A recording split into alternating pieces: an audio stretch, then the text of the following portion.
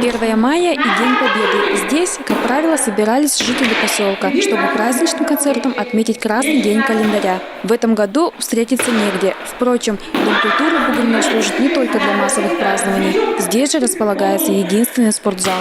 Татьяна Литкова следит за своим здоровьем. Регулярно приходит поиграть в волейбол. Теперь такой возможности нет. Мы регулярно посещаем, еженедельно. Спортзал, но нам открыли на несколько дней раз. До этого мы посещали фактически 6 дней, почти в неделю, а сейчас мы где-то 3 раза только. Официально Дом культуры закрыт. Спортсмены-любители все же убедили руководство разрешить занятия секции волейбола хотя бы несколько раз в неделю. Играют, несмотря на холод. Лужи на полу – это батареи текут. Здесь, как говорится, все эмоции у нас в спортзале выплескиваются. Кто-то, может, устал после рабочего дня. И стараемся приходить в клуб все-таки как-то развеяться, потому что больше у нас ходить уже некуда.